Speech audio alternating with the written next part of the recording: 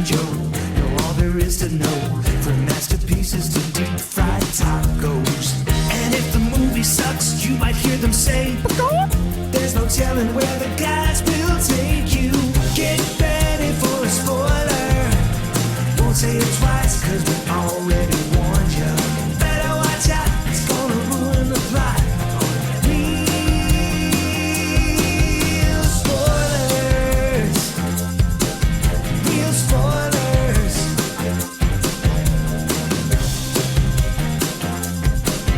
Real spoilers. Broadcasting from the lush but not lavish studios located in the basement of the O'Keefe Institute for Advanced Film Snarkitude, this is Real Spoilers, episode 689, massive, unbearable talent stuff. Yeah, I think that's Does right. anybody even realize what this movie title is a parody of?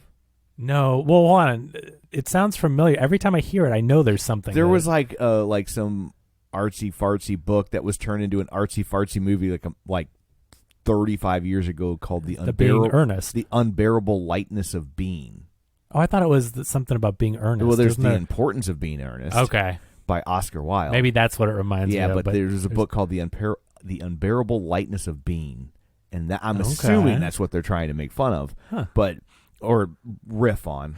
I like the title though. I in their marketing, did you see they shortened it? They just started calling it Massive Talent, which I get, but yeah. like I love the title so much. Like I think that's an interesting title, The Unbearable Weight of Massive Talent. I think it's a great title. It is a great title. And then every trailer was like, coming to theaters, Massive Talent. Yeah. Nick Cajun, Massive Talent. So it was like a last minute adjustment. Yeah. It was a week before the movie started playing. All the internet trailers and like pre-rolls had just Massive Talent. Right. And I thought, man, I get it because like that's a mouthful and to talk to people about it, okay. But then I'm like, I really like the real title. Yeah. So. Yeah. The book was from 1968 and the movie was from 1988. And I guess I remember because I would have been 18 when the movie came out, but I remember because it was such a weird title, and so it always stuck in my head. But yeah, being. Yeah. Okay. Like I couldn't tell if it was a bean. So, yeah. No, it's okay. I was like, is Mr. Bean in this? Right.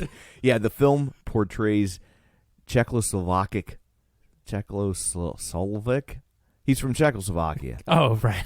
Artistic and intellectual life during the Prague Spring and the effect on the main characters of the communist repression that resulted from the Warsaw Pact invasion of Czechoslovakia. Oh, so a lighthearted romantic comedy. So it's it's everything America wants in a movie.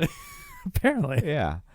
So, but it starred Daniel Day-Lewis and Juliette Binoche. Oh, it's a Daniel Day-Lewis movie. Yeah. Okay. I mean, one of its first, presumably in 1988. Yeah, wow. It's really early in. Okay. So, according to this, it made $17 million on a $10 million budget, which for a movie about existential ennui in Czechoslovakia, like that seems pretty solid. Yeah, in the 80s, too, like adjusted for inflation.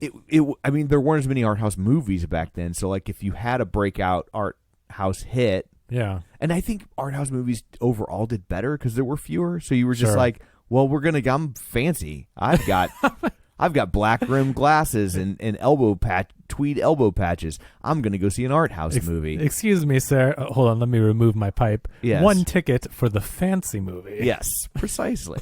You had to order your movie tickets with a French accent. Oh, okay. Yeah. So, well, we know that noise. I mean, I won't say it because I don't want to offend anyone, but we do know the spelling and the history behind it. Oh, boy.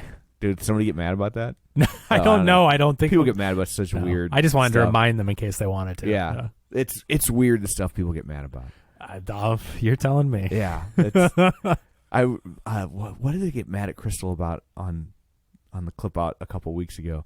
But they got mad because just like that they thought she was being too mean to Peloton because she was reporting on like the stock prices in the toilet. Meanwhile, on the same episode, I told a story about showing my to a TSA agent, and nobody said a word. And I'm just like, I really thought that's what would draw the heat. No, but no. You know, I mean, that's the thing I appreciate about the clip out, though, is that even though you guys are doing a show about Peloton, and obviously Crystal loves Peloton and everything about it, I mean, she there's no question her allegiance and her love for Peloton, but you're also reporting the news, and you're not a biased podcast, right? Like if something's weird or the prices go up, like you're questioning that. You're not just blind faith, like well, of course prices up, everything good, you know, support the company. It's like you're questioning. You're like, I don't know, how do you guys feel about this? And I like that you're reporting it. I mean, you are not owned by Peloton, so you don't have to. We're not beholden to them. Yeah, and so we talk. I mean, in a way, we're journalists who only cover one topic. Exactly. So if the price is down and you report it, I mean, you're just reporting the news. And it's not like any of you guys want it to be down. No, you obviously want Peloton we own successful. stock. I assure you, we do not want it to be right. down. So I know. So it is weird. That's one thing I find more and more with the internet. I don't know if it's because there's such easy communication. Yeah, I think it's because anybody can say anything, and so a lot of times it feels like you're getting yelled at no matter what you do. Like you could do the exact opposite, and someone's mad about it. Right. So because there's just so many people out there, and this is like. The other day, I posted something. Oh, it was about the Northman. I'll tell this story now since go listen to the Northman episode from last week. But I didn't mention this story. When I went to see the movie in the theater, I posted a picture that I sent you, Tom, before the movie of the Nicole Kidman ad. Right. And I thought it was funny because Nicole Kidman was actually in the movie. Right. I'm in an AMC theater watching an ad of Nicole Kidman in an AMC theater, and I'm watching a movie with Nicole Kidman. Right. So, like that's so meta. It's kind of like this movie. It's very meta in many layers, but it's just a silly tweet, right? It gets over 2,000 likes. I'm like, well, that's cool. I got out of the movie, and usually my tweets, like I'm going to see a movie, get 10 likes. Cool, whatever. It's just fun, social. Hey, has anyone seen this? I get out of the movie, and it has like 50 likes. And I'm like, well, that is weird for one of these posts of, hey, I'm going to see this movie. And then it kept climbing and climbing, and it had like 200 likes. I sent to Tom. I'm like, it's so funny how this works. I wake up, 1,000 likes, and then later that day, 2,000 likes. But anyway, so 2,000 people liked it, and people are commenting, and they thought it was funny and clever and whatever. So it's great. And there's 2 comments on there. You're part of the problem. This is why movie theaters suck. Turn off your phone and be respectful in a crowded theater of other people. Like totally going off on me about this thing. I'm like, first off, have you seen the box office for the Northman? I assure you it was not crowded. But yeah, slow down. Okay, first of all, I'm very respectful of other people. I'm the type of person where if someone has their phone on, playing a game or checking something, on a bright screen in the theater, I tell them to turn it off. I do not like that. Answering calls, obviously, a pet peeve. I've talked about this. Remember, I said I love going to the theater. Other people are the problem with the theater, not the theaters, right? Yeah. And it's the trailers. Right. Okay. So first point, I am respectful and love theater etiquette and don't want people on their phones. Second of all, for over a year, an ad with Nicole Kidman has played after 30 minutes of AMC previews. Right. They play the same ad, right? So if someone's going to play on their phone during the year-old Nicole Kidman ad, I don't care. So that's one thing. It's a preview, like you said. Second of all, I sit in the back row of the theater, off to the side aisle seat every time I view, right? There was not even a person next to me. There wasn't a person directly in front of me, which that wouldn't really bother them anyway, maybe, but I have my phone on brightness 0, blue light filter, and it's during a preview, and I'm taking a picture of the screen. Yeah. Like, come on. So the thing is, 2,000 people liked it, 50 people shared it, 2 bozos had negative comments. Right. So the thing is, like, thousands of people saw it was harmless and knew I wasn't doing something disrespectful. Right. But still, 2 people have to have a screed about theater etiquette. It's like, dude, come on. I've gotten to the point where I'm just like, I love when the theater's empty because I can I can play on my phone. Yeah, and if no one's there, fine. I mean, what's the problem? But that's the thing is, it's like, I'm the last person. Obviously, these people didn't know me, but why do you make comments about people if you don't know them or understand their situation? Yeah. If you knew me, you knew I would never, with someone next to me, have my bright phone on and be playing games or taking pictures. Like, dude, it's just a quick thing before the movie starts. And it's dumb. It is, but that's just one example of where, like, you're going to have thousands of people, millions of people, theoretically, I mean, hypothetically, millions, billions of people who, however, whatever your thing or your podcast or images reach, and they're all going to get it. And you've got someone where their brain is just wired to find the negative in everything, and they have to tell you how much better they are than you because they wouldn't do that. I see how much Crystal gets because she has 39, 40,000 Instagram followers, and I just see how much heat she takes sometimes for just the stupidest stuff where you couldn't even guess that it was gonna upset people because your mind isn't wired that way. Yeah, I mean, or people get mad at us for just reporting on something like when one of the instructors, her wife is in a band and she Oh, the pee thing. She peed on somebody on stage, and like we're just like, this happened. Well, this has nothing to do with Peloton. I'm like, yeah, it well, does. but the instructor, it's her wife or fiance, and like she always does Instagram lives with her. They have like their own basically cooking show that they run on their Instagram channel. So like, no, she's very much entangled her life with this person, like front facing. But that's also how news works. If the spouse or the brother or someone, it doesn't matter the relation to someone famous that is followed, or especially if you're reporting the news of an industry and their relative, whatever, has some affiliation, does something, it gets reported on. That's news. I mean, people, there are interested parties, and that's the other thing. People are on the internet with billions of other people, and they scroll past something, and they go, I don't want to hear this. Why would you share this? Well, it's like, okay, keep scrolling. Right. We're not making news or products for one person. Yeah. It's like, no one built the internet specifically for you. I think that's the strangest thing, when people have to stop and comment about something that they don't like. Right. When they could just keep going, because that's what I do. There's thousands of things. I scroll, and then I go, hey, this interests me. I'm going to leave a comment. I never go, that I hate that. Let me leave a comment. Totally. It's so weird, but I don't get anyway, we should go around the table. Kevin. Tom. So we switched days that we recorded this week, and somehow we think we forgot to tell Joe. So, well, I think we told him and didn't confirm with him, but we didn't confirm, and then he forgot that and then we told him. So like, so it was my bad. Yeah, I wanted to make sure I was on the show, and accidentally forgot to get Joe on the show. Whoops. Sorry. I mean, if you guys want to do another one tomorrow, it's fine. No, I don't. Okay. So you have the day off tomorrow, Joe. When you're listening to this, a week from now. Yeah, a week after. You don't have to come last Sunday. You didn't Saturday, have to show up on Sunday. So thanks. So shameless plugs. Don't forget we're available on Apple Podcasts, Google Podcasts, Spotify, iHeart, wherever you find podcasts, you can find us. While you're there, be sure and leave us a review if you like us, and also follow us so you never miss an episode. You can find us on Facebook, facebook.com/realspoilers. While you're there, like the page, join the group, maybe share an episode on your social media channels. We greatly appreciate that, and we'll read your name on the show if the privacy algorithms let me see your name. So here are the people who were kind enough to share an episode last week. Lane Levanway, David Rojas, Heather Sachs, Julianne Jordan, Ralph Tribble, Librarian Cynthia, Gabriel Lugo, Tammy Sherman Powers, Christopher Rex, Tom Dowdy, Chris Valls, Chris Sanders, Chris Magic Man. We had a Chris triple. We haven't had one of those in a while. We have a Hulk, Ronnie Castle, Mike, and Oscar, In Session Film, G3 Assemble, Geek to Me Radio, Binge Movies, Ryan Terry from the Forza Crowd podcast, H. Savernake, I hope I'm saying that right, Invasion of the Remake, Minorities Report, Feel and Film, and Matt Naglia. So thank you very much for sharing an episode. We greatly appreciate that. And finally, don't forget we have a Patreon, patreon.com/realspoilers, where for $5 a month, you get all sorts of bonus content. Like right now, they're pounding through the Texas Chainsaw Massacre series. It's a funny show, man. I don't know what they're doing over there, but you know, it's Matt F. Bassler, so I mean... Yeah, no, people seem to really be digging it. So. I mean, obviously we want you to support the show. That's why we say it every week, but you don't know what you're missing over here. You've got Joe and Matt going off for 2 hours they're usually doing like 2 or 3 movies at a time. So it's not just 2 hours on one movie, but they talk about the movies and they go off on these tangents where if you think we have tangents, these two, the imagination runs wild over there. So anyway, there's all that. Let's dig in, shall we? Yeah. So I don't know who's going to synopsisize it because we don't have Joe. Why don't you try to do it? Oh, well, I have Wikipedia in front of me. So perfect. I'll cheat. So Hollywood actor Nicolas Cage is struggling with his career.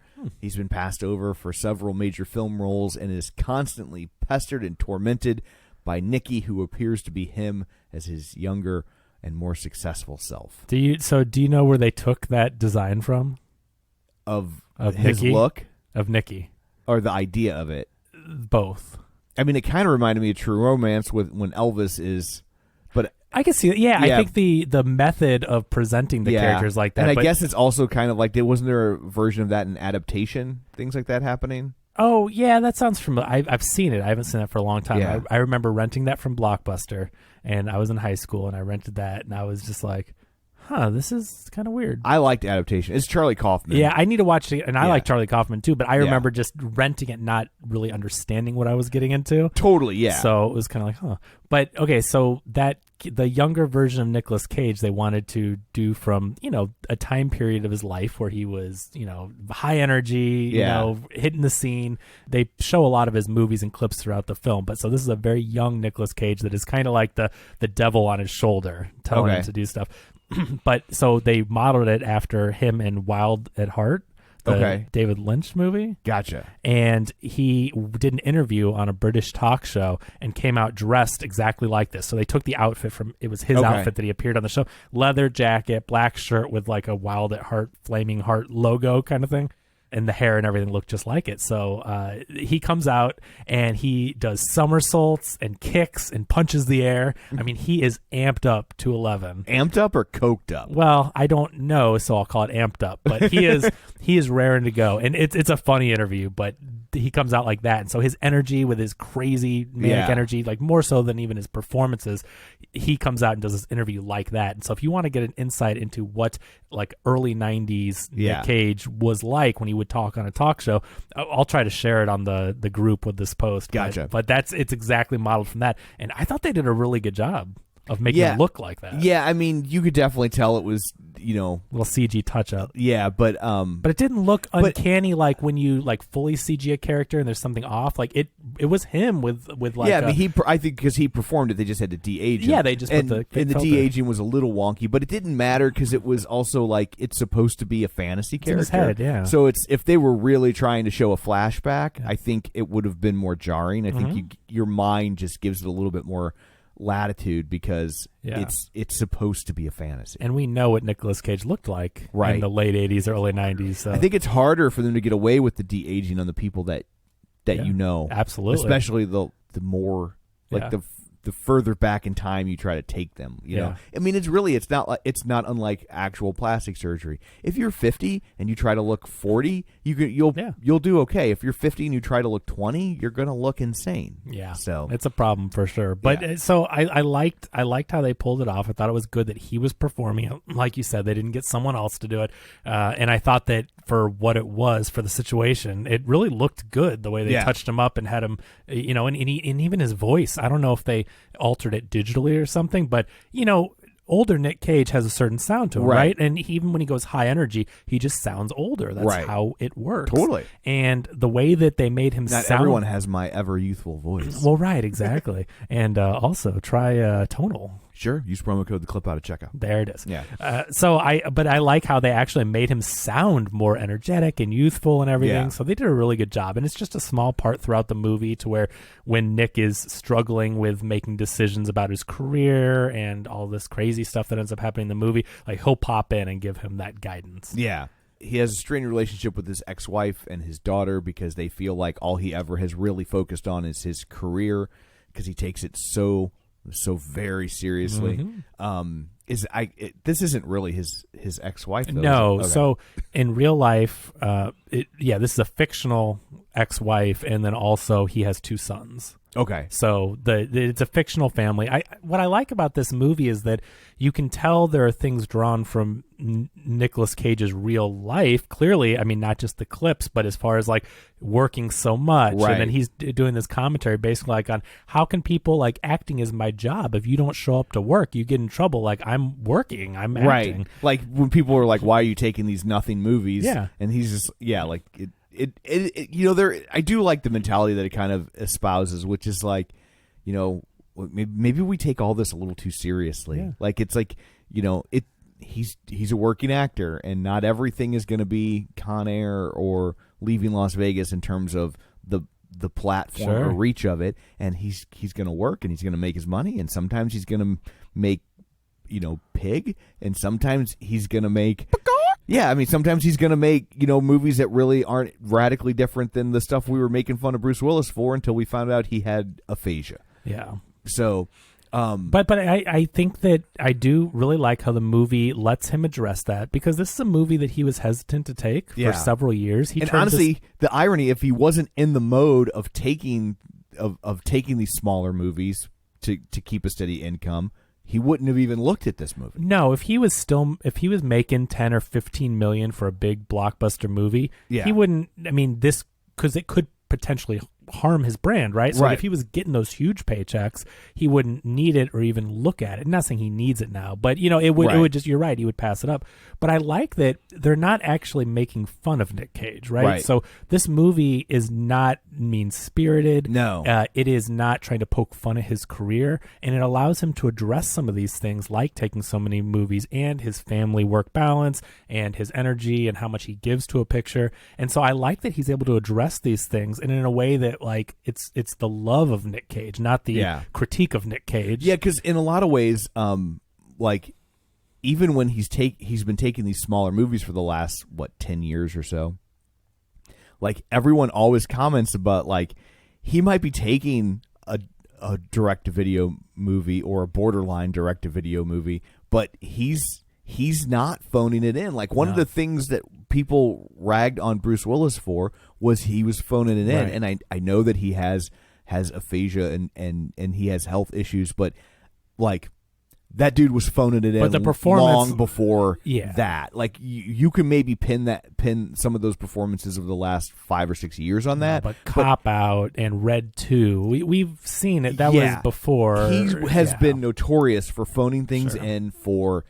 2 decades. Right. So where it was like, I mean, even when Pulp Fiction came out, which is now you're looking at 30 years ago, there was still, when you were going to a Bruce Willis movie, there was like, is this one he cares about? Yeah. Like you would try to cipher or decipher whether or not this is a movie he actually wanted to make or a movie that they just gave him enough money so he said yes. His career is so great. When you go back and look at his early stuff, it's really interesting that he took that turn. I mean, not to make this a Bruce Willis, but I get the comparison. And when you look at stuff like Moonlighting and how much energy and charisma he has, and you look at Die Hard, and you look at the early movies and how great they are, and his performance and his energy, there was a point where it's like he didn't want to be there. I mean, you could tell when that energy changed, and that's the thing that you never got with Nick Cage, because even if it was a VOD movie, that dude showed up and gave the same Nicolas Cage performance, whether it was Gone in 60 Seconds or Leaving Las Vegas. He's there, for the project, and I really love that about him, and I think that's why he's having this renaissance period, because people didn't ever stop loving his commitment and his passion. He's similar to Michael Caine in that regard. I think the only difference is Michael Caine was never really a fully A-list actor. Like, I don't feel like Michael Caine, for as well known as he is, and he certainly had starring roles, I don't think anybody ever looked at like Michael Caine as like he can open a movie. Sure, he's reliable. If it's a Michael Caine movie or Michael Caine shows up in a movie, like I was just thinking the other day of Children of Men, he doesn't have a huge role in that, but when he's there, he kills it. Clive Owen's dad or whatever, I'm like he's great in the role. So you know that if he's there, he's gonna. I haven't seen Jaws 4 or whatever that he did, like the one that he said paid for his summer house. I don't know where what they were. Like, they asked him, "Have you seen Jaws? Have you seen the movie?" And he says, "No, but I've seen the house it paid for." And that was when he was kind of having a moment, and somebody threw a bunch of money at him, and he took it. Because he was coming. He was probably, if I'm getting the timeline right, he had just come out with Blame It on Rio, which was a really big hit.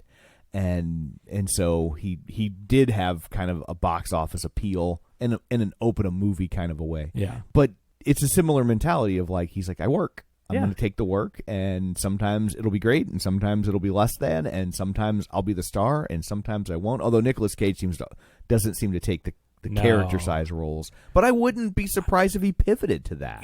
That's the thing. We see characters pop up. Like, I'm trying to think, for example, this is just straight off the top of my head, I'm thinking of Jim Carrey. Right. Jim Carrey was a guy who would obviously open a movie. He was wasn't he one of the first actors to get like 20 or 30 million? He was the first actor to get $20 million. 20 million. Okay, 20 million up front to star in a movie. So he is one of the biggest movie stars we've ever had. Obviously, more silly comedies, not Oscar-worthy type stuff, but whatever. But he's box done office that too. draw, right? Yeah, sure. But then he started showing up after he stopped getting those roles, and before doing like reboots of Dumb and Dumber or whatever, but while he was like not really acting that much, he would show up in stuff like Kick-Ass and be a side character, and he killed it in that role. It's silly and goofy or whatever, but it's funny, Nick Cage was in Kick-Ass too, so I just realized the connection there. Jim Carrey was in the second one, but Nick Cage was Big Daddy in Kick-Ass. Oh, that's right. Chloe Grace. It's been so long since I've seen it. Yeah, the dad that dressed. He looks like Batman basically. Right. But anyway. anyway, like, he show up and be this minor character. He wasn't playing the titular kick-ass. He was playing this whatever bad guy, or I can't even remember. But you know what I mean? But he gave it 100% in his side roles. Right. Look at now Sonic 2. The movie's called Sonic, and I know Jim Carrey's all over it, of course, but it's like, yeah, he's the bad guy in a video game movie. But he crushes it. He is so good as Dr. Robotnik, like as good as you would expect a villain in a video game adaptation to be. Like he puts 100% on the screen, shows up for it. And so I think there is something to that, to where if Nick Cage started taking those little side roles that are, very well written, but like they're high profile side roles, like instead of being the star of a $20 million movie, be a more of a character part in $100 million movie. Yeah, exactly. Yeah. So I really think that could be successful for him. I don't know that now if he needs it or that he would take that, because now he's had this renaissance with, there's movies like Willy's Wonderland, which was so fun. Such a great movie if you haven't seen it. It's like a kind of an adaptation. It's not official adaptation, but the kids these days, they like to play this game Five Nights at Freddy's. Are you familiar with that? Yeah, my stepdaughter loves it. Yeah, or she did. I think she's outgrown it, but there was a period where so it's like a haunted Chuck E. Cheese, basically. And so you get locked in there. You're hired on as the security guard, and I think every game is pretty much a spin on that. And there's all these security cameras, and sometimes you see the animatronics come to life, and they'll like go across the screen real quick, and you have to catch where they are and turn the lights on, but you're running out of power. So anyway, they make this movie called Willy's Wonderland, and it's very similar to that concept. And Nicolas Cage shows up, and he doesn't talk in the movie, so it's a silent role, but he's really cool. He's got his sunglasses on. He's crushing cans of energy drink sodas, and like it's just cool. He gets to play this cool man with no name type character, but he's trapped and he's just beating the crap out of animatronics that are trying to kill these kids that are also there, so like it's a really fun, wacky role. But he got that, and then for the critically acclaimed roles, he had Pig last year, which was excellent, which he says is his favorite performance of his, and I think a lot of people say is his best. I mean, he's excellent in that role. And Mandy was really good. Mandy was crazy. In the middle of all this, he made some smaller films that, like, while they maybe tend a little bit more towards the schlock end of things, it's really good schlock, right? And he elevates it even more, because that's the thing, right? You're getting an actor that, I mean, even though he goes big in most of his movies, but he's still, his love of cinema, right? He's grown up in a famous family of filmmakers. Remember, he's Nicolas Coppola. I don't know if everybody knows that. Yeah, that's true. But like his last name is Coppola. He's Francis Ford Coppola's nephew. Yep. Yeah, he changed his name because of he loves comics. So Luke Cage, and there was another. It might have been from a movie. I can't remember now, but he liked these two different things, and the last name was Cage, so he's like, cool, I'll be Nick Cage. And he said he was doing Fast Times at Ridgemont High, and people wouldn't stop, like, making... Because he's still credited as a Coppola in that movie, right? Yes. Yeah. And when he was making that, people were, like, having jokes about Apocalypse Now and saying movie quotes, and he says, I can't deal with this. I want a career. Like, I don't want to just be Coppola's nephew. Right. And so he changed it from that point on. But anyway, like, he knows film, he has a passion for it, and so even when he's going big in these roles, he's making choices like based on 1930s, foreign films. Like he's like actually drawing inspiration from stuff that most people wouldn't even know, but there's a reason why he's making these choices. And I think if he doesn't go the character route at some point, that would probably be the reason why, is because his performances are so big. Yeah. They would really steal overshadow any scene he's in. So it would, like, there are certain movies where you can have a smaller part come in and do that, like Kick-Ass. Sure. But on most movies, like, that's a little harder to pull off. So in this movie, he's struggling. It's very much like with real life, with him taking all those small roles. He's struggling with taking maybe too many of these, and then there's roles that he wants, but he's going too big for them, and he's not right for the part. There's this part in the beginning that he really wants to get. He's just going for it. He wants it because he wants to get his career kind of back on track, and he ends up not getting the role. And his agent is Neil Patrick Harris. Yeah. And so he's in a couple scenes. You don't see him much, but he's talking to him about this. He's like, yeah, sorry, man. They just decided to go a different direction. But he said, hey, I've got this other thing, a birthday party. And now, of course, a big A-list movie star, at least at one point, one of the biggest stars in the world, he doesn't want to get paid to do a birthday party, but it's $1 million. Right. So it's there in the back of his mind. He's having trouble at home with the ex-wife and kid. Basically, the way it's presented is that growing up, he's shown his daughter all these obscure, classic movies and stuff, like when they sit down to watch a movie, it's, hey, watch this because you need to see it, not what do you want to watch. Right. And so that's been the problem, and you can see it caused trouble with his marriage and maybe part of why it's ended. He's always working. He's always trying to show people what he loves and isn't paying enough attention to others. So he's having trouble with his family, and then he realizes, like, I need something. I need to take this job. So he calls him back and he says, I'll take the $1 million. And where do they end up going? Mallorca? I'm not familiar. It's an island in the Mediterranean. I think it's part of Spain. Okay, gotcha. Yeah. So they end up flying him into there, but he gets to be a part of, this is where the movie go, I don't want to say off the rails, but I mean, for the character, things just go nuts from here because he shows up and then we see Tiffany Haddish and Ike Barinholtz are CIA agents. And so it's like, what the hell is going on here? Now, I didn't know the plot of this movie other than he was Nick Cage. So I'm like, this is going to be weird, whatever. But he gets thrown into this whole crazy cartel investigation that's going on. I feel like they had bigger roles that got cut. You think so? I do. Okay. Because I feel like they're both fairly big names. I mean, I don't know Ike Barinholtz. I love Ike Barinholtz, but I don't know that he's a big name per se. But he's I think, become pretty recognizable. Well, they've done 3 or 4 things together now, which is really interesting. Tiffany Haddish and Ike Barinholtz. Yeah, because they were in The Oath, which he wrote and directed. So good. Which I love that movie so much. I was singing the praises of that movie because I happened to see a screener of it when it came out, as it came out, and I was like, this movie is amazing, and people need to see it. And if you do the Vudu thing, it pops up for $5 all the time, and it's totally worth it. It was so good. I remember after I watched it, and I think you told me about it, I watched it. I'm like, this is so good. And I tweeted it at Tiffany Haddish, and I think she liked it and retweeted it. Yeah, I tweeted when it came out, and Ike Barinholtz liked it. Because awesome. I was like, this movie is not getting the attention it deserves. Right. It is so good. And that's the cool thing about Twitter. Why I really like it is that you can tell your followers that trust your taste, or at least kind of know, if your tastes are similar, and you can tell them about this stuff. And I like it when the celebrities amplify it because it's just going to allow more people to see the project. Right. And so anyway, I loved that movie. And then they were in something else together. I don't know if you remember what was after The Oath, but then they were both on The After Party on Apple TV Plus.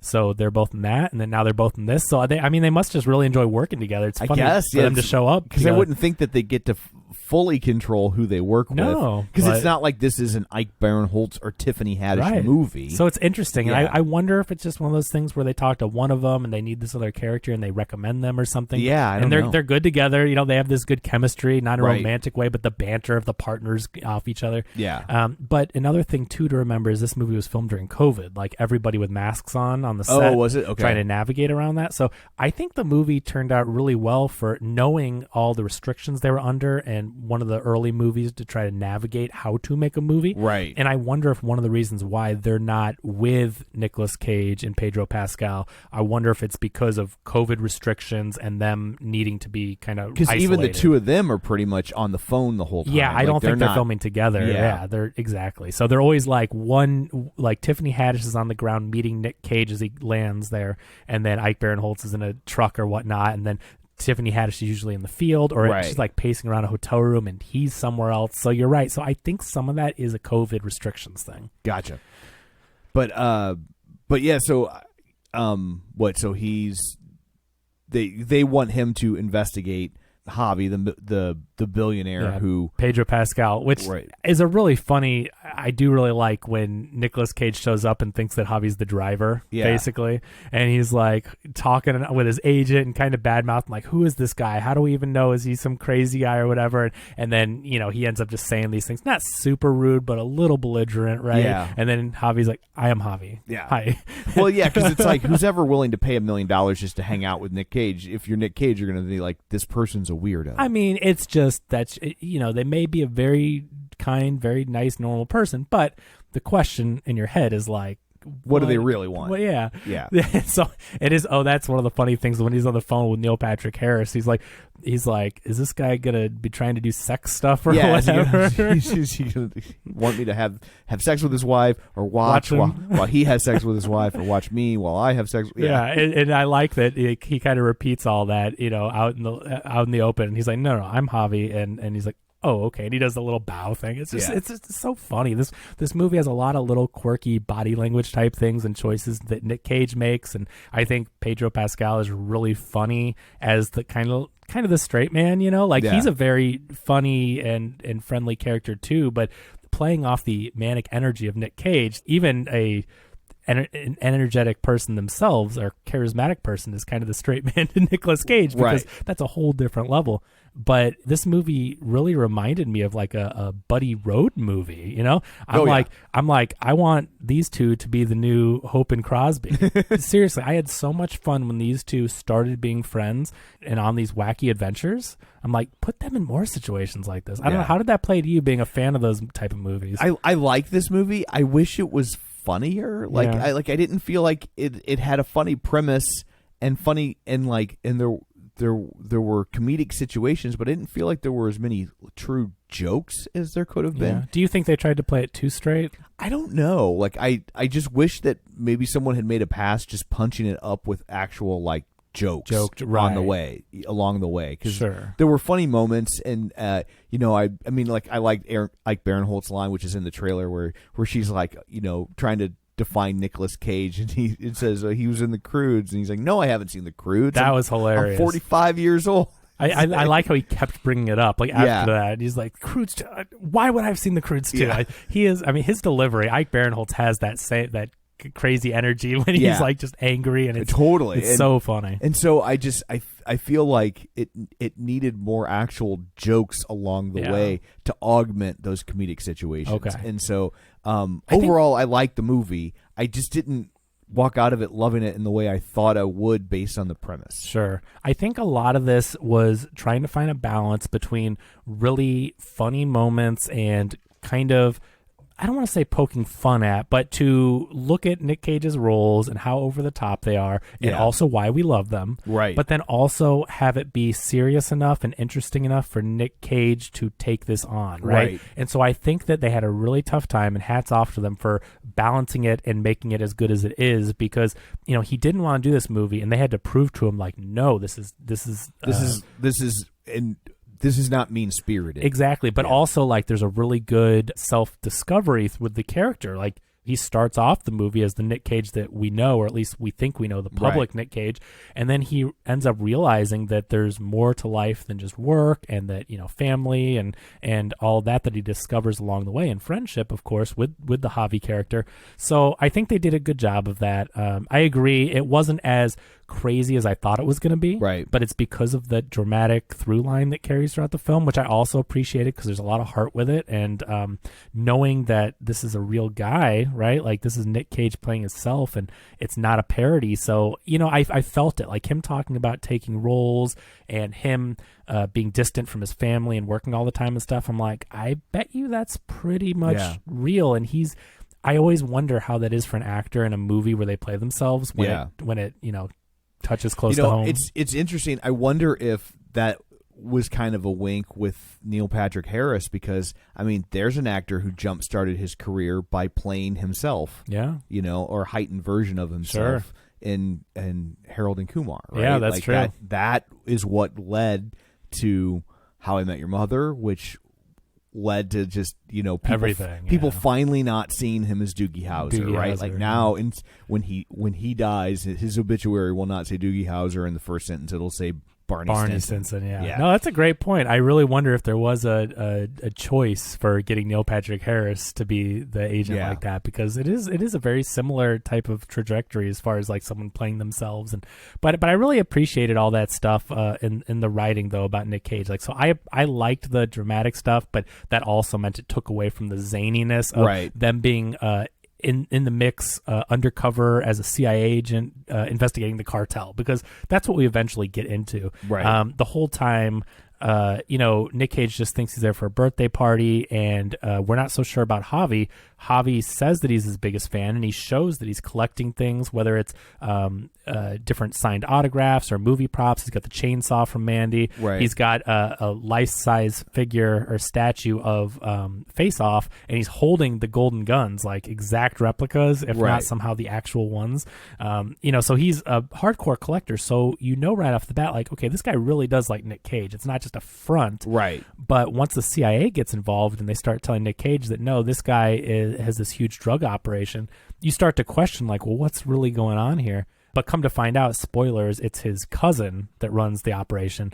I guess that their parents were involved in starting this cartel, and then once the head of the family died, it ended up going to the cousin, and the cousin is giving him money to start his own business, which is it a winery? Is it a vineyard? Something like that. Okay, so Javi runs what seems to be a pretty legitimate... Like, he runs the legitimate end of things, and basically they let people think he's a drug lord because it draws the attention from the actual drug lord, but he isn't actually doing anything illegal or bad. Yeah, and so at the end of the day, this whole question, like the whole second act is Nick Cage trying to get information from the CIA and tiptoe around saying anything that would reveal that he knows or thinks that Javi's a bad guy. And he's conflicted because the CIA is like, this guy's a drug dealer and runs a cartel, and we need to take him down. And he wants to do the right thing if he's a drug dealer, but he's also conflicted because the Javi he's interacting with does not exude any evidence of being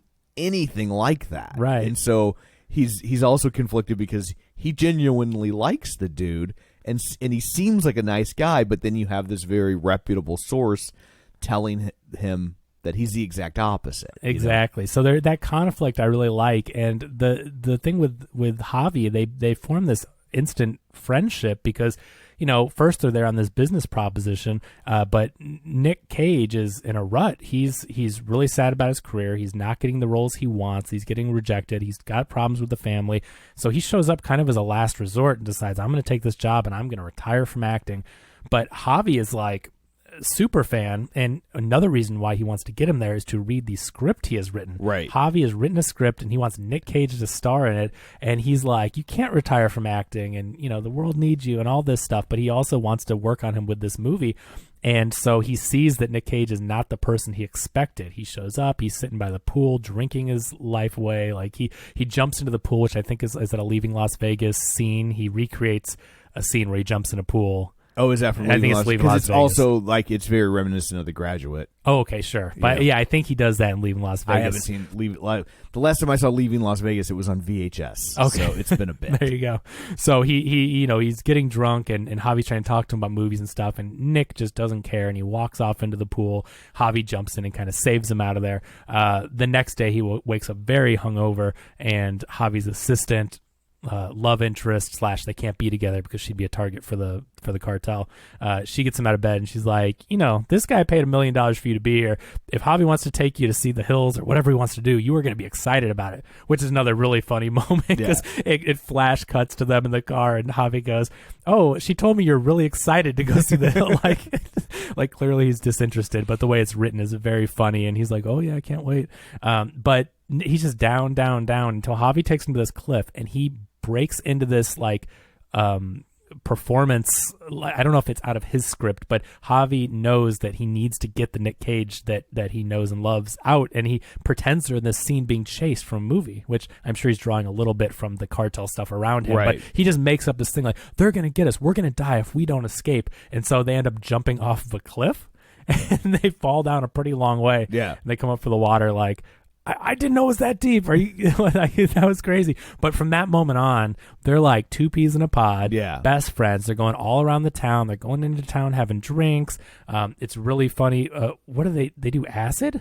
Yeah, they do LSD. They do LSD, and so they're going around the town, and they're paranoid. They think people are following them, and then at this point, he knows about the CIA, right? So I think Nick Cage is actually like, he knows there might be people following them. Yeah, because that's when when they're on acid is when he shows him the room with all his Nick Cage memorabilia. Because like there's the subplot, which is the way it opens, the cold girl, open. this girl who's the president's daughter of this country is abducted by the cartel. So the CIA thinks that Javi has her, right? And so they think she's in this certain room that he won't let anybody in, and it ends up being the room with all his memorabilia. Yeah. And he's embarrassed to show it to Nicolas Cage because he's just like, oh, I'm going to be such a fanboy. And Nick Cage thinks he doesn't want to show it to him because it will reveal he's because the girl's in there. So a lot of this, I mean, this movie did decent. I think it opened to like around $10 million, but obviously a lot of people listening won't have seen it. So you really should watch it. It's worth a watch. And what we're revealing is a lot of the fun of watching it, trying to figure out yourself. Is Javi a bad guy? Is he not? But it's really fun how kind of the mindset of both characters and what they're thinking, but they don't know what the truth is with each other. So they keep getting into these situations. But anyway, they see like two old guys eating ice cream and they're paranoid that they're following them. And they're clearly just two old guys. Right. But they're like, but maybe they are, so that's where they run away. And I did catch the trailer before a movie. I saw the thing with like them trying to get over a wall, right? And like, I won't leave you, go without me. And then he pops out the other side like, oh, we could have just walked around. But it's a funny moment, and they're trying to escape those two old guys who are clearly no threat. They have no interest in them whatsoever. But but they keep referencing things. So like in the movie, he's watching clips from, what's the movie? Is the Las Vegas movie? What's the one with is it Con Air with the little girl? Is that the one where that clip is? Joe would know this. I think that's Con Air. I think it's Con Air with the little girl, but they show that, and I think they show Leaving Las Vegas. They show clips throughout the whole thing. But then Javi, I think, asks him about Gone in 60 Seconds. Did you do your own stunt driving? And he really did, and so he says yes. And then later on when they're on acid, he's like, you got to drive and get us away from these guys. So Nick Cage is like, I can't drive on acid. He's like, you're going to have to. So he's ridiculously driving away and all this stuff. So they go on all these wacky adventures, and it's ridiculous and big. And I think that's what people expected the whole thing to be. Right. Which is why it's not a bad thing to me necessarily, but it's not as crazy as it could have been if the whole thing was just ridiculous like that. But you do get those moments that are really fun. And then we do find out that it's the cousin, right? So they go through all these conflicts, and Javi isn't turning out to be a bad guy. And Nick Cage is conflicted because the CIA is telling him this little girl is going to die. And it's because the president is probably like tough on drugs in the cartel, and they don't want him to run for re-election. Yeah. So they kidnap the daughter and say, unless you drop out of the re-election or out of the race, we're going to kill her. So the clock is running because the election's coming up. And so the CIA is like, you have to take him out. And they eventually say, you have to kill Javi, because if you don't kill Javi, he's going to just do some bad stuff, right? And so he's faced with like this guy that they've become instant best friends, and he doesn't see. He's trying to tell them like, I don't think it's Javi. There's nothing here that proves this to me. And Tiffany Haddish is like, kill him. So it's crazy they're in this situation. Meanwhile, the cousin tells Javi he's working for the CIA, and Javi's like, what, Nicolas Cage working for the CIA? That doesn't make any sense. Yeah. But he's like, yeah, they know stuff. He's working for them, so you need to kill him. So you get into this ridiculous situation where neither of these guys would ever do anything like this. Javi's not really in the cartel. Nicolas Cage is an actor, but now each of them is tasked with killing one another, which is just nuts. So, but it's kind of funny the way that they walk. It's shot like there's a wide shot, and they come from either side of the screen, face each other, and they're like, hey, they did that thing in movies like, hey, where they each know something's up. You go first, and they walk to a car and they drive off together. But each of them, they relate over the shoes, right? That's the thing. Like, yeah, they each end up wearing the other one's shoes, and they're like, you want to just switch? And see, that's the thing I love about this movie, and why I say I want more of these buddy movies with these two guys, because I enjoyed this stuff so much, even more than the CIA plot. Like, I could have done without that. I know that it drives the story. I understand, but if not for that, there would be virtually no plot, no conflict. That's the conflict. But what I'm saying is, like, maybe make a different plot, because I enjoyed so much the buddy part of it, and why I would love to just see these two guys going off on wacky adventures. I think they were trying to come up with a device that would allow Nicolas Cage to still have a few action scenes to see, because really at the end when they figure out they're on the same side, and they're in Act 3 is action. Yeah, and you get to, it's kind of like Hot Fuzz, in that, Hot Fuzz, he spends the first 2/3 of the movie saying how all these things you see in action movies are utterly ridiculous, and then they do them all in the third act, like, he ends up as a police officer having to do every single one of them. Yeah, that's the point. And so they don't necessarily set it up in quite the same way, but like Nicolas Cage. But they do. But you're right. It is very self-referential, because when they're talking about Javi's movie script, it's meta in the way that they talk about it, because the movie script and the ideas they're talking about are the movie we're watching. Yeah.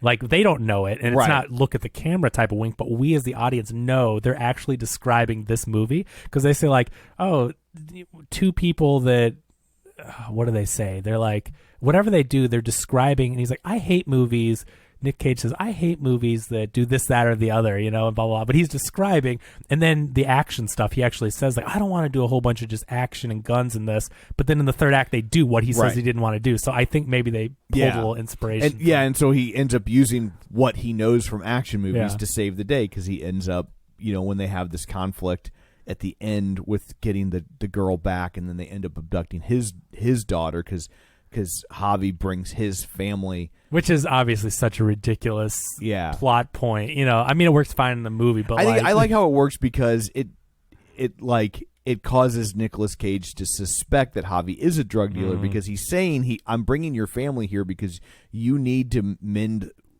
ties with your family. But it's like leverage. But Nicolas Cage sees it as or did you bring them here to threaten me as No, it works fine for that. I just mean in the real world.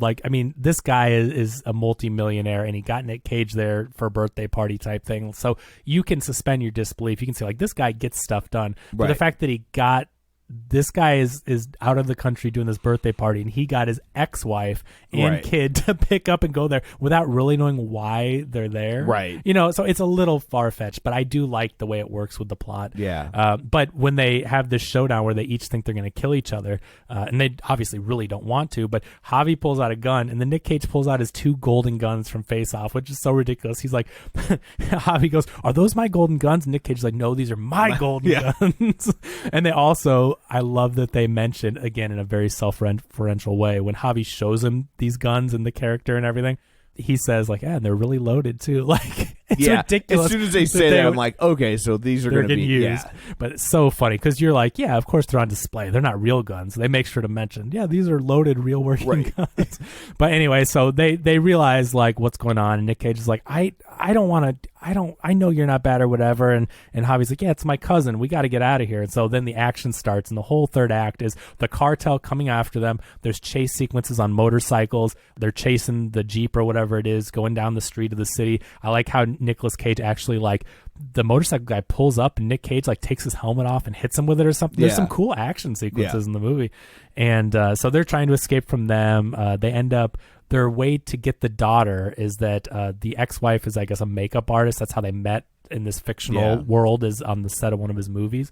And so she dresses up Nick Cage as some Russian mobster type guy. Yeah. And so again, a ridiculous premise, but he's got the fake nose and long hair and the hairy chest with the tracksuit open, stereotypical John Wick bad guy, but he's supposed to be coming in for a meeting with the cousin. And so he shows up, and his people, there's a henchman that isn't so sure of him, he knows something's up.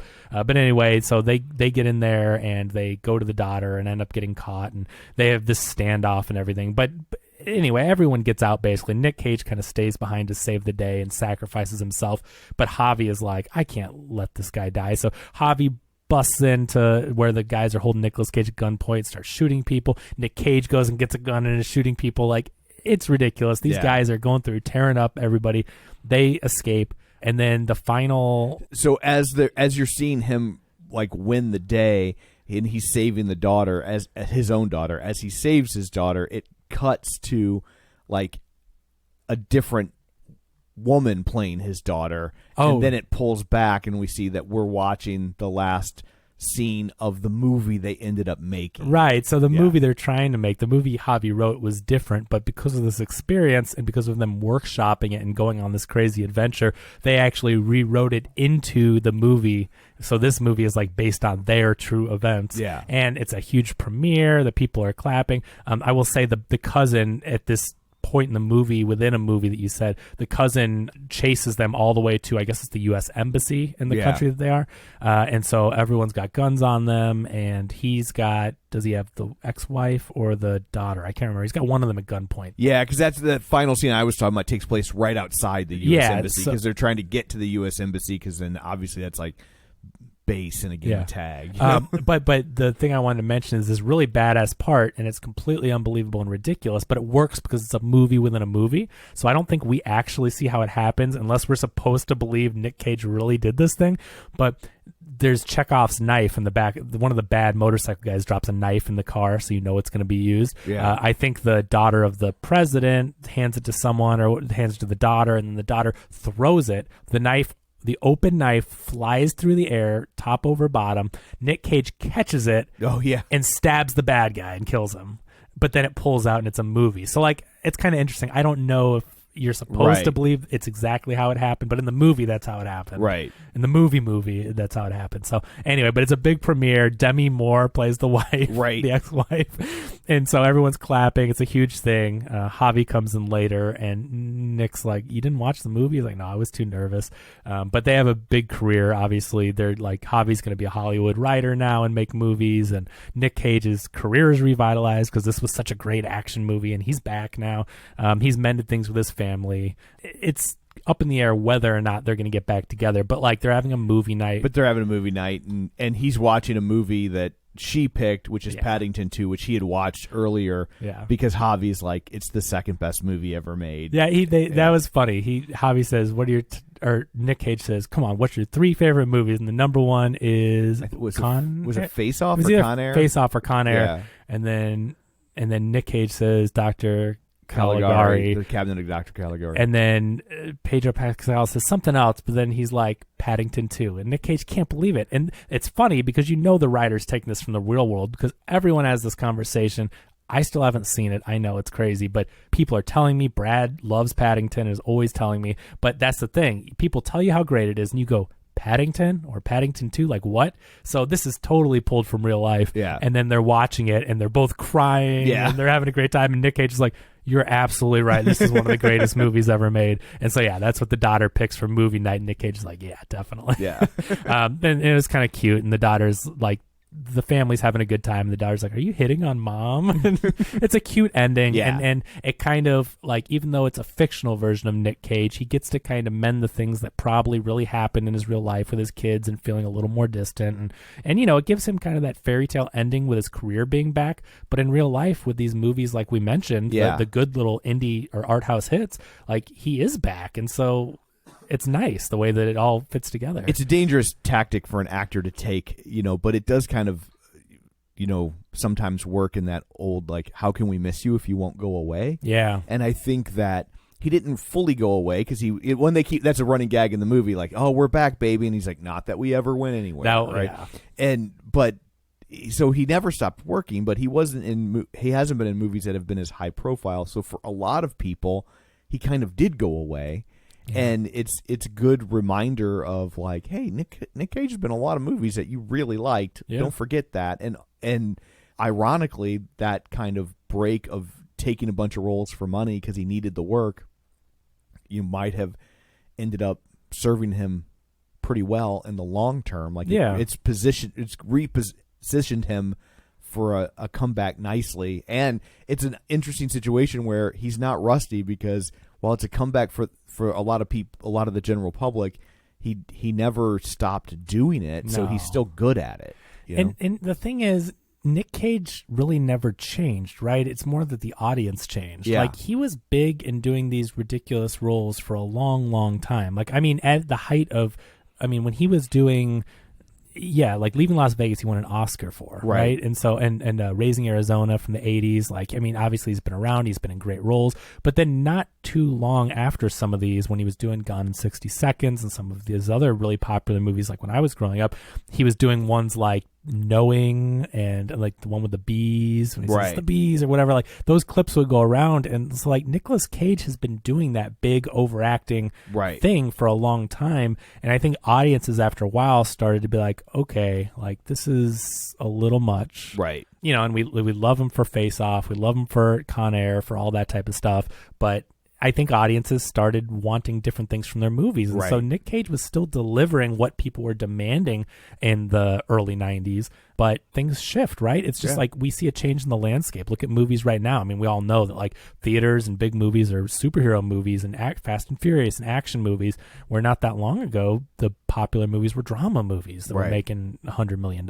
So audiences change, and Nick Cage went away for a while as like opening a big movie, because audiences weren't looking for that. But then people like my age that were growing up with Nick Cage became filmmakers, and they said, we love Nick Cage and we grew up with his stuff. We need to write roles that will really work to his style. Ironic, given that it was his his co-star in Face Off, but like that's the John Travolta trajectory, right? Like it's like, you know, he was a huge movie star and then couldn't get work or was making a lot of very substandard films, and then a young filmmaker who grew up with him was like, no, he moneyballed it, right? He's like, oh, I remember, there's a really good actor / movie star inside of John Travolta, and America has forgotten it, right? And I'm going to put him in my movie, and it rejuvenated his career. Yeah, exactly. So Nicolas Cage also, we didn't mention it, but he did a movie that was like a Lovecraft movie. I don't know if you've ever seen it. It's called like Color Out of Space. Okay, it's really cool. It's this Lovecraft horror movie, and it's really weird. It was right around the time of Mandy, so this guy was just like firing on all cylinders. He kept putting out these really good art house movies, but go see that. It's a really weird, because it's Lovecraft. Right. So there's weird stuff going on, but he's really good in that one. So, I mean, Nick Cage is back. It's really nice to have him back. And I think this movie was a really loving tribute where I never felt like it was getting mean. Right. It was never poking fun at him, like we said. And he got to explore some of his real life career and family things. And, it all ends on a happy ending for them. And I think that's like real life. Like he's back and he's making movies. It'll be interesting to see what this does for his career, because it's not necessarily going to be a huge box office hit, but I feel like it could be his Kiss Kiss Bang Bang. Yeah. In the way that Robert Downey Jr. made Kiss Kiss Bang Bang, which if you have not seen, you should stop what you're doing and go see, because it's amazing. Yeah. But it was not a big hit, but it reintroduced him to Hollywood, and it's what led to him getting Iron Man. Right. And they were like, oh, he can still do this. Okay, we can trust him with this movie. And I wonder if it will have the same impact for Nicolas Cage in terms of what he does next. Yeah, I bet it will, because this movie is one of the bigger movies, right? So all those other ones we mentioned, like we know them running in film circles and people talking about them, but the way they advertised this movie and why they changed the title and made sure people would remember it and everything, like this is advertised as a big movie. Totally. And so I think this is more of a general audience movie. I'm not trying to be snobby. I'm not saying they can't watch the other ones, but this was advertised like up there with all the other big, like a Fast and Furious movie, right? Go see massive talent. It's for everyone can go see this and enjoy it and laugh and all that. So I think that you're going to get more people seeing this that haven't seen those other little ones. Yeah. And it's going to make them go back and ask, well, what is Pig? What is Mandy? What is Chainsaw, right? What is Willy's Wonderland? Yeah. And this is going to open their eyes to all those other things. And I think it's going to help them get more roles. And I think it will do really well when it hits streaming. Yeah. I think that, and that window is so narrow now, which I think does benefit these movies, because now when it's in streaming, it's only been 6 weeks since it was in theaters, and they're like, oh yeah, let's try this. Which is perfect for the landscape today. The thing is, Moon Knight just did the penultimate episode. I know it's kind of switching gears, but there's 6 episodes in Moon Knight. They just posted episode 5. I didn't watch it the day it aired. People were already posting about it because they have to the second it comes out. And I'm like, come on, get out of here. Like, I haven't even watched it yet. And then I just watched it yesterday, which is 2 days after it aired, and I realized no one's talking about this anymore. Yeah. It was everywhere the second it posted. Right. And it got me thinking, like, but that's how things move, right? Like, even if you really love something and it's crazy and you talk about it, even a couple days later, you're on to the next thing. People don't spend time with the pop culture things they love in the same way anymore. Like when I was growing up, Star Wars. I mean, you just immersed yourself in Star Wars for the years in between. Like played games and made up stories. Yeah, and you'd had the toys, and you signed up for the newsletter, Bantha Tracks. Yeah. Like you did all that, and Ghostbusters, Back to the Future. Right. And now it's like you see it, you're like, I enjoyed that. What's next? Exactly. It's like we're the beast that can't be fed. Yeah. So I noticed that going on a lot, and then when you see that now it's 45 days or 6 weeks in theaters, that is plenty of time for anyone that wants to go see it. Yeah. I personally think a month is enough time. I'm not saying you have to pull it from theaters, but I mean exclusivity. Right. If you want to see something in theaters, a month is a really long time. Okay, so 45 days, fine. Give it a little extra exclusivity, but 2 months later, people today in general are not talking about the thing that came out 2 months ago. They're unless it's like, I'm ready to own it. Get it on video. But if you wait any longer, people are just like, they forget. There's 20 other things. I think they're concerned, though, from the theater standpoint, is that if the window's that short, now it becomes, well, why bother to spend $15 to go buy a movie ticket when I can just buy it when it comes out? You're right. There's a balance. Yeah. But on the other hand, we saw our people ever going to go to? Like, Right. are they in the first place going to go? Right. So you got to balance it. Yeah, with, it's a brave new world, and they're still Yeah. figuring it out for sure. Yeah. But this is fun. Overall, I liked it. I just wish it was a little funnier. Please give me another movie with those two, though. I think that their chemistry together, They were I great. thought was really good. Yeah. The buddy stuff was my favorite, and please, it just reminded me of how fun one of those a good road movie can be with two people with chemistry. So. Road to Morocco. Yeah, it's my favorite of all the road movies. It's dad joke after dad joke after dad joke, but they're so good. Don't you think? And they know it. They just the way they wink at you. Yeah. So it goes on sale on Vudu a lot. I think last week it was on sale for like $5. It might still be $5. Road to Morocco. I think they did a Probably sale on YouTube for free. Like honestly, I think they did a sale with all the road movies where they were like $5 recently. I remember like I was scrolling. Yeah, all but one because I believe it's Road to Bali, which was from like 1952. There's this big gap between the last road movie and they did one. Maybe it's even later than that. Maybe it's like 59. But it was like it's on for some reason. it's with a different studio, and so it doesn't get bundled in.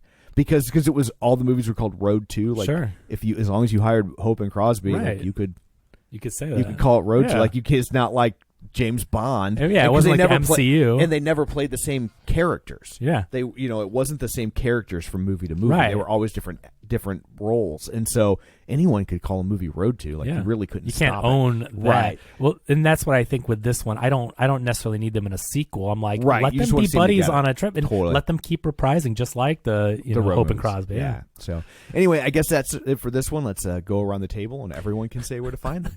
Hi, this is Kevin. You can follow me on Twitter at KevinRBrackett. And for the gamers out there, I'm a part of a new podcast called The Games We Love. So make sure to subscribe to that. We're talking about new games, but we're also talking about some retro games and just overall our love for video games. So don't worry about it even if you don't play games on the regular. There's still discussion about, like last week we talked about Super Mario 64, which is like 20-something years old now, right? Yeah. So like it's old. It's getting to be called retro, which is like the stuff I grew up with. So it's a weird feeling. Welcome to getting old. I know. I'm starting to get into that where it's like, oh my gosh, the stuff I played as a kid is retro. I'm not retro. It's going to get better. It's going to get worse before it gets better, and it's not going to get better. Oh boy. But listen to that. It's a lot of fun. Friend of our show, Brad Hyan, is one of the regular guests on there, so you can get more of that. We don't have any rules or anything established. We may have to, depending on how he gets. So. Totally, how he can be. You got to watch him. So. And you can find me on Twitter at Roger Kubert or on Facebook at facebook.com/Tom O'Keefe. Find the show online, facebook.com/Real Spoilers. While you're there, like the page, join the group, and don't forget our Patreon. And next week, I guess that's a pretty obvious one. We'll be tackling Doctor Strange and the Multiverse of Madness. So until you think so? I mean, Joe's not here. We could probably pick something else. Okay, we'll see if we can find a good musical. So that's it for this one. Thanks for tuning in. And until next time, Lester and Lottie kidnap Maxine. Get ready for a spoiler. Won't say it twice, 'cause we always